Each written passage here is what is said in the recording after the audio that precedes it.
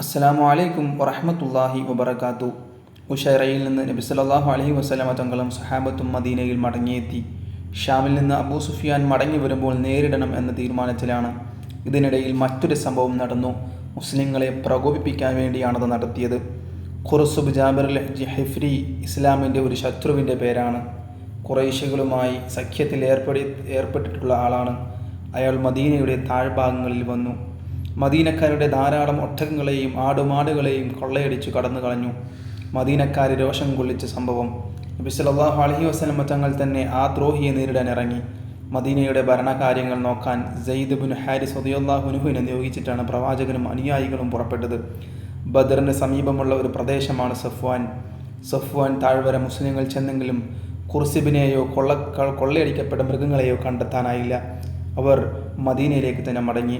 ബദറിന് സമീപം വരെ ചെന്നതുകൊണ്ടാവാം ചരിത്രകാരന്മാർ ഈ സംഭവത്തെ ഒന്നാം ബദർ എന്ന് വിളിക്കുന്നു. ഇനി സുപ്രധാനമായ മറ്റൊരു സംഭവം പറയാം.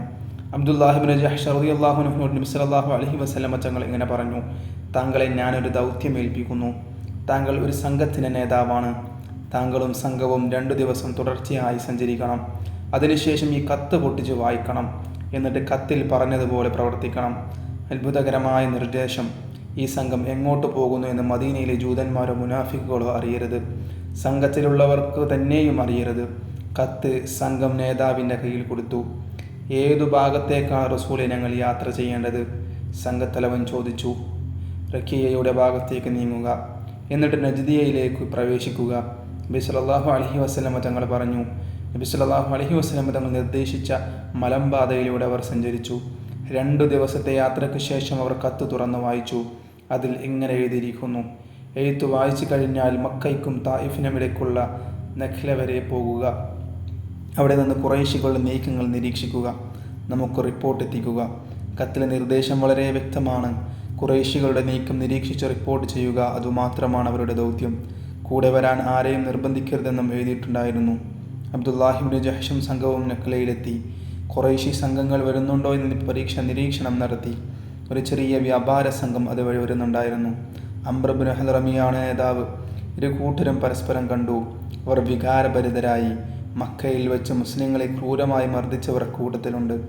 തങ്ങളുടെ ഭാര്യമാരെയും സന്താനങ്ങളെയും തടഞ്ഞു വെച്ചവർ, തങ്ങളുടെ സ്വത്ത് സ്വന്തമാക്കിയവർ. അബ്ദുല്ലാഹി ഇബ്നു ജഹ്ഷും കൂട്ടരും വല്ലാതെ അസ്വസ്ഥരായി. ആക്രമണത്തിൻ്റെ വക്കിലാണ് ഇരു കൂട്ടരും. പെട്ടെന്ന് ആരോ ഒരാൾ അമ്പെയ്തു. അത് അംർ ഇബ്നു ഹദ്റമിയെ താഴെ വീഴ്ത്തി. അല്പം കഴിഞ്ഞ് അയാൾ അന്ത്യശ്വാസം വലിച്ചു. ഖുറൈശികളിൽ 2 പേരെ തടവുകാരാക്കി. ബാക്കിയുള്ളവർ ഓടി രക്ഷപ്പെട്ടു. കുറച്ച് ചരക്കും കൈവശമാക്കി. തുകലും മദ്യവും മുന്തിരിയും മറ്റുമായിരുന്നു ചരക്കുകൾ. കുറച്ച് ഒട്ടകങ്ങളുമുണ്ട്. ചരക്കും തടവുകാരുമായി മുസ്ലിം സംഘം മദീനയിലെത്തി. അവർ പ്രവാചകനോട് സല്ലല്ലാഹു അലൈഹി വസല്ലം തങ്ങളോട് വിവരം പറഞ്ഞു.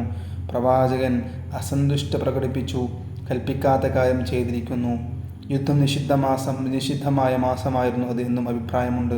ഇതൊന്നും ചെയ്യാൻ ഞാൻ നിങ്ങൾക്ക് അനുവാദം തന്നിട്ടില്ല. പ്രവാചകൻ സല്ലല്ലാഹു അലൈഹി വസല്ലം തങ്ങൾ ഗൗരവത്തോടെ പറഞ്ഞു.